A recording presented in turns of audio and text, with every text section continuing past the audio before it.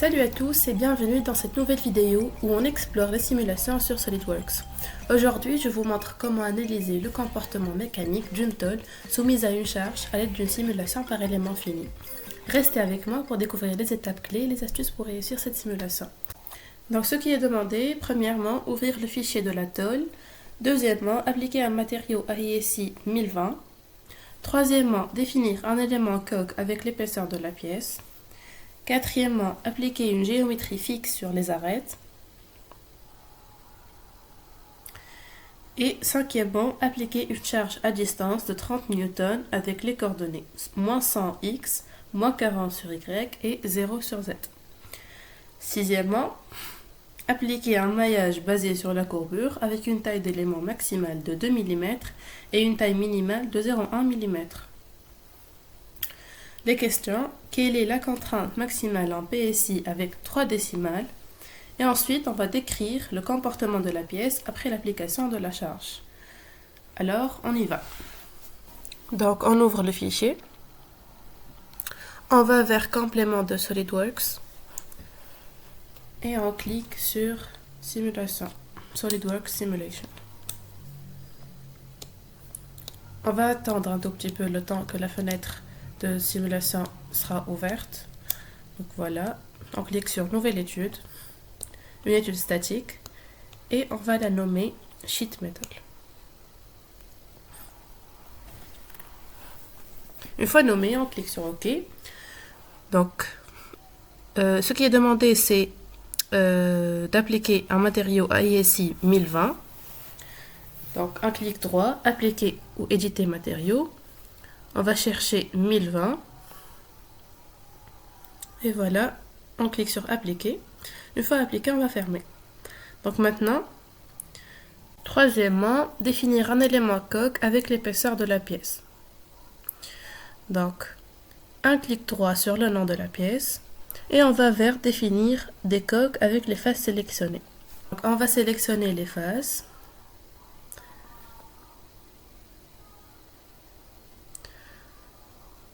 Et voilà.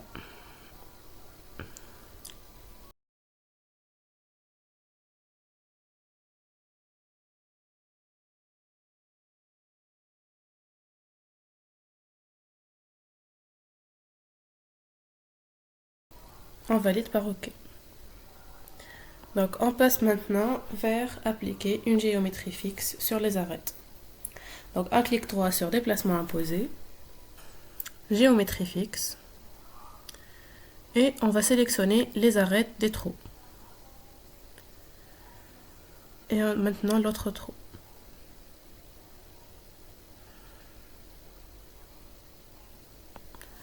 Voilà donc les arêtes sélectionnées, on valide par OK. Et voilà. On passe maintenant vers appliquer une charge à distance de 30 N avec moins 100 sur X, moins 40 sur Y et 0 sur Z. Donc on sélectionne la face, un système de coordonnées de référence globale, donc moins 100 sur X, moins 40 sur Y et 0 sur Z. Notre composant de translation est Y avec 30 N. Et on valide par OK. Maintenant qu'on a appliqué les charges, on va faire le maillage. Créer le maillage. Paramètres de maillage. On a dit que c'est un maillage basé sur la courbure. Donc la taille maximale des éléments est de 2 mm. Et la taille minimale est 0,1 mm. Donc on valide. On attend que le maillage soit créé.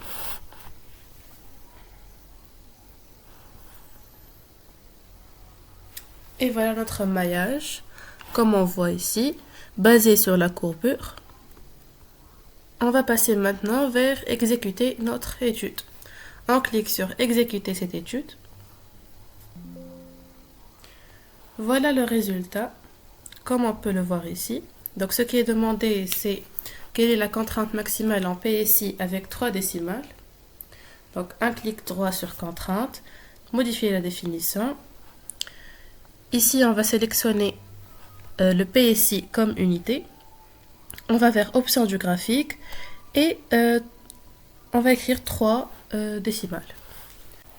La simulation montre que la contrainte maximale atteint environ 31 580 PSI autour du trou central, ce qui reste bien en dessous de la limite d'élasticité de 50 990 PSI.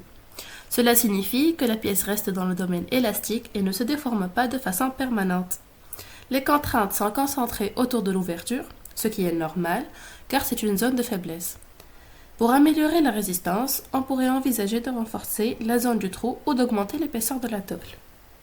Nous arrivons à la fin de ce tuto. Merci pour votre attention. Pensez à liker cette vidéo et vous abonner pour ne pas manquer les prochains tutos. À bientôt pour une nouvelle simulation.